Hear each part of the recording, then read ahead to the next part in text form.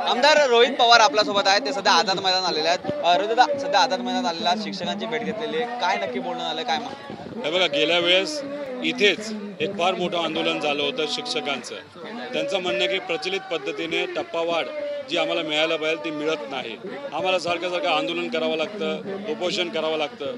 आणि मग ह्या ज्या काही आमच्या सातत्याच्या मागण्या त्या मागण्या जर GR मध्ये असतील तर त्या मान्य करून न मागता न आंदोलन करता आम्हाला मिळायला काय हरकत आहे. गेल्या वेळेस आंदोलन झालं तेव्हा सरकारमधल्या नेत्यांनी त्यांना शब्द दिला की पुढच्या वर्षी तुम्हाला आंदोलन करण्याची वेळ येणार नाही. आता जर तुम्ही बघितलं तर 15,000 इथं शिक्षक आलेले आहेत. मग कुठे ना कुठे शब्द तुम्ही पाळलेला नाही. त्यामुळे आता शिष्टमंडळ मंत्र्यांना भेटायला गेलेलं आहे. आता बघू काय चर्चा झाली आणि समजा जर चर्चा सकारात्मक नाही झाली, निर्णय घेतला गेला नाही तर मग आम्हाला पर्याय राहणार नाही. आम्हाला इथंच आज या शिक्षकांबरोबर तिथं राहावं लागेल, त्यांना सपोर्ट करावा लागेल. गेल्या वेळेस पण आम्ही हेच केलं, यंदासुद्धा आम्ही हेच करू. त्यामुळे सरकारला विनंती आहे, महिला आहेत, अनेक शिक्षक आहेत जे महाराष्ट्र घडवत आहेत मुलांच्या मदतीने आणि आज त्यांना चिखलात जर बसायला लागत असेल तर हे दुर्दैव आहे. मागच्या वेळी पण असा निर्णय झाला, त्यावेळी आंदोलन मागे घेण्यात आलं. यावेळी ठाम भूमिका काय असणार? ज्याच्या वेळेस निर्णय होता तो नाही, गेल्या वेळेस जेव्हा आंदोलन मागे घेतलं तेव्हा यशस्वी झालं होतं. यंदा पण यशस्वी होणार, कारण का या शिक्षकांना दुर्लक्ष करून या सरकारला परवडणार नाही. कारण येत्या काळामध्ये MLCचं पण इलेक्शन आहे, आपल्या सगळ्यांना माहिती आहे. आज आपण पाहिलात की तुम्ही डोंबिवलीत देखील होतात. काय नक्की तिकडे चर्चा झाली, काय नक्की पोलिसांशी बोलणं झालंय? कारण त्या ठिकाणी अजून देखील जे मारहाण करणार आहेत ते पकडले गेलेले नाही. नाही, काल 3 जणांना पकडलं होतं, पण त्यातला जो प्रमुख आहे म्हात्रे कॉर्पोरेटर आहे त्याच्यावर बऱ्याच काही कलम आहेत, म्हणजे बऱ्याच काही चुकीच्या गोष्टी त्यांनी केलेल्या आहेत. आणि मग अशा व्यक्तीला पकडलं गेलं नव्हतं. आज सकाळी त्यांनी प्रेस कॉन्फरन्स घेतली तरी पोलीस त्याला पकडत नव्हते. तिथले पोलीस चुकीचे असं मी म्हणणार नाही, पण वरून दबाव असल्यामुळे तो सत्ताधारी कॉर्पोरेटर असल्यामुळे त्याला कुणीच तिथं पकडत नव्हतं. आम्ही तिथं पोलिसांना आव्हान केलं की आज संध्याकाळपर्यंत त्याला जर पकडला नाही तर उद्या एवढं मोठं आंदोलन करेल, हे सरकारला परवडणार नाही. तेव्हा एकजूट जेव्हा होते तेव्हा सगळे लोक जेव्हा एकत्रित येतात आणि नेते आणि कार्यकर्त्यांचा सपोर्ट त्याला मिळतो, मीडियाचा सपोर्ट जेव्हा मिळतो, त्याला यश आल्याशिवाय राहत नाही. त्यामुळे त्या गुंड प्रवृत्तीच्या तो जो काही म्हात्रे आहे त्याला आता अटक केली असं आम्हाला कळलं. त्यामुळे आम्ही जे छोटं आंदोलन तिथं केलं होतं त्याला यश आलं हे मात्र त्या ठिकाणी म्हणू शकतो. पण तिथे असणाऱ्या आंदोलनकर्ते जे आमच्या नर्सेस आहेत, जे डॉक्टर आहेत, त्यांचं हे यश आहे आपण असं बोलू शकतो. आज विधानभवनात स्वतः शरद पवार आहेत ते उपस्थित राहिलेले होते, परंतु तुम्ही त्या ठिकाणी नव्हतात. त्यामुळे चर्चा अनेक आहेत त्या पाहायला मिळाल्या आणि एकनाथ शिंदेच्या दालनामध्ये सर्व आमदारांना घेऊन ही चर्चा, जी बैठक आहे ती देखील पार पडली. आणि महाराष्ट्रातल्या कानाकोपऱ्यातून डॉक्टरांचे मला फोन आले. त्यांनी सांगितलं की डोंबिवली कल्याण इथला जो विषय तो फार महत्त्वाचा आहे आणि राजकीय कुठल्याही व्यक्तीने तिथं अजूनपर्यंत भेट दिलेली नाही आणि मग भेट देत नाही तोपर्यंत चर्चा होत नाही, न्याय मिळत नाही. त्यामुळे लगेचच्या लगेच मी निर्णय घेऊन 12 वाजता तिकडे निघालो. लोकलली तिथं पोचलो, तिथं चर्चा केली, समजून घेतलं. बराच वेळ गेला आणि परत येत असताना मला बऱ्यापैकी उशीर झाला आणि मग मी अधिवेशनाकडे जातच होतो पवार साहेबांना भेटायला. कारण का पवारसाहेब मुख्यमंत्र्यांबरोबर या शिक्षकांचा मुद्दा आणि MPSC विद्यार्थ्यांचा मुद्दा घेणार होते. मला तिथं राहणं महत्त्वाचं होतं, पण मी पोचू शकलो नाही आणि इथे 4:30ला मला काही झालं तरी पोचायचं होतं. कारण मी जर इथं पोचलो नसतो तर पोलिसांनी इथं असणाऱ्या सर्व शिक्षकांना उचललं असतं.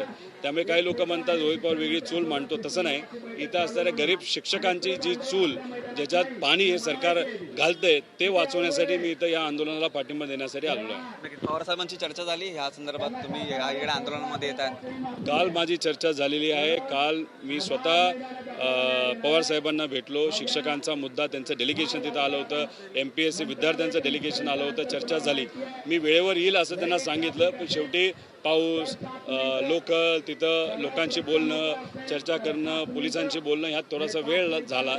त्यामुळे मला असं वाटलं बैठक पवारसाहेब घेतात, मोठे नेते आहेत, बाकी आमदार तिथं आहेत, पण इथे एखाद्या आमदाराला येणं फार महत्त्वाचं आहे. म्हणून मी इथं येणं जास्त महत्त्वाचं मला वाटलं. शिंदेंनी आज भेट घेतली शरद पवारांची आणि त्या ठिकाणी शिंदेच्या दालनामध्ये शरद पवारांनी बाकीच्या आमदारांची आहे ती बैठक घेतली.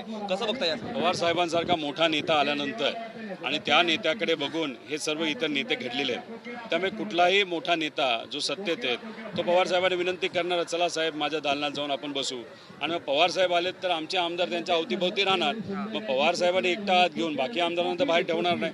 आमदारांनी हात घेतलं आणि बाकी तिथं पवार साहेबांबरोबर शांततेत बोलता यावं, सामाजिक विषयाच्या बाबतीत बोलता यावं, म्हणून गर्दी होऊ नये म्हणून दरवाजा कदाचित बंद केला असावा. त्या पलीकडे जाऊन तिथं दुसरी कुठली चर्चा झाली असं आम्हाला वाटत नाही. एक विषय म्हणजे राम मंदिराचा आहे. गोविंदगिरी महाराज आहेत ते म्हणतात की त्या ठिकाणी मी हे संपूर्णपणे कारभार बघायचा नाही, माझा सीए आहे ते बघायचा, तो सीए या ठिकाणी यायचा, चार्टर्ड अकाउंट या ठिकाणी यायचे आणि ते सगळे राम मंदिराचा हा सगळा व्यवहार आहे तो बघायचे. कसं बघताय या संपूर्णपणे त्यांच्या महत्त्वाच्या ते वक्तव्याकडे?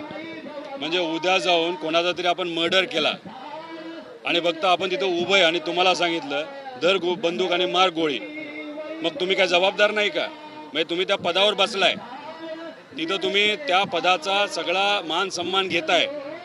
त्याच्याचबरोबर तुमचे गेल्या काही वर्षांमध्ये किती शाळा झाल्यात हे आम्हाला माहिती आहे गोविंदगिरी महाराजांचं, आणि दुर्दैवाचं त्या शाळेमध्ये बहुजन समाजाच्या मुलांना परवानगी नाही, फक्त ठराविक लोकांना तिथं परवानगी, बहुजन समाजाच्या मुलांना नाही. त्यामुळे ते स्वतः ट्रस्टी आहेत ना, तुम्ही स्वतः त्या ठिकाणी ट्रेजरर आहात ना, जे सर्व ट्रस्टी आहेत, ट्रेजरर आहेत, त्यांच्यावर FIR झाला पाहिजे, कारवाई झाली पाहिजे. पण कृपा करून CBI नको, ED नको, हे बी टीम आहेत भाजपचे. ज्युडिशियल एन्क्वायरी होणं महत्त्वाचं आहे. आणि याच्यात 1500 कोटी रुपयाचा भ्रष्टाचार झालेला आहे. आता हे जे लोक आहेत यातले 70% लोकांनी तिथं 10 रुपये, 100 रुपये, 1000 रुपये पाठवले असेल, मी सुद्धा पाठवलेत. त्यामुळे या महाराष्ट्रातल्या, या देशातल्या सामान्य लोकांच्या भावना त्या मंदिराशी जुडलेल्या आहेत. तुमचा काही हक्क नाही त्या मंदिरावर, सामान्य लोकांचा हक्क आहे. त्यामुळे हे जे काय बोलतात ना, त्यांच्या आता पायाखालची वाळू घसरायला लागलेली. फक्त त्यांचं काय, SIT स्थापन झाली, ती उत्तर प्रदेशच्या सरकारने केली, ती भाजपचं सरकार आहे. त्या सगळ्या मोठ्या ट्रस्टीजला असं वाटतं आपलं कुणी काय बिघडू शकत नाही. पण लोकांनी हा विषय हातात घेतलाय. जोपर्यंत न्याय मिळत नाही तोपर्यंत लोक शांत बसणार नाही. अगदी शेवटचा प्रश्न, शरद पवार आहेत ते भाजपासोबत जाण्याच्या ज्या चर्चा आहेत त्या या ठिकाणी पाहायला मिळतात आणि या संदर्भात दिल्लीमध्ये बैठक झाली अशी देखील चर्चा आहे ती पाहायला मिळते. काय नक्की तुम्हाला माहिती आहे या संदर्भात, तुमचं काय बोलणं आहे? तुम्हालाच काय माहिती असेल तर आम्हाला सांगा, आम्हाला तर काय माहिती नाही. कारण का चर्चा फक्त मीडियावरच आहेत, आमच्या पक्षात अशी चर्चा झाली नाही. आणि पवार साहेब गेले 60-65 वर्ष प्रतिगामी विचाराच्या विरोधात लढले, भाजपच्या विचाराच्या विरोधात लढलेले आहेत. आणि मग एवढ्या महत्त्वाच्या टप्प्यामध्ये ते वेगळं काही चुकीचा निर्णय घेतील हे आम्हाला कधीच वाटणार नाही. पवार साहेबांच्या मार्गदर्शनाखाली लोकांची भूमिका मांडत रस्त्यावरची लढाई, महाराष्ट्र धर्म टिकवण्यासाठी आम्ही लढत राहू. आम्ही कुठेही भाजपबरोबर नाही तर इंडिया बरोबर जाणार नाही, नाही तर आम्ही काँग्रेसबरोबर सुद्धा विलीन होणार नाही. तर नक्की आपण पाहिलं की या ठिकाणी आहेत ते रोहित पवारांनी आपल्या विविध प्रश्नांवरती आहेत ते आपल्या भूमिका आहे ती स्पष्ट केलेल्या आहे. आणि त्यासोबतच शिक्षकांच्या आंदोलनासाठी ते सध्या या ठिकाणी आझाद मैदानात उपस्थित असताना वेगवेगळ्या विषयावरती त्यांनी देखील या ठिकाणी चर्चा आणि या प्रश्नांची उत्तर आहे ती दिलेली आहे. अभिषेकांसह निखिल चव्हाण, TV9 मराठी, मुंबई.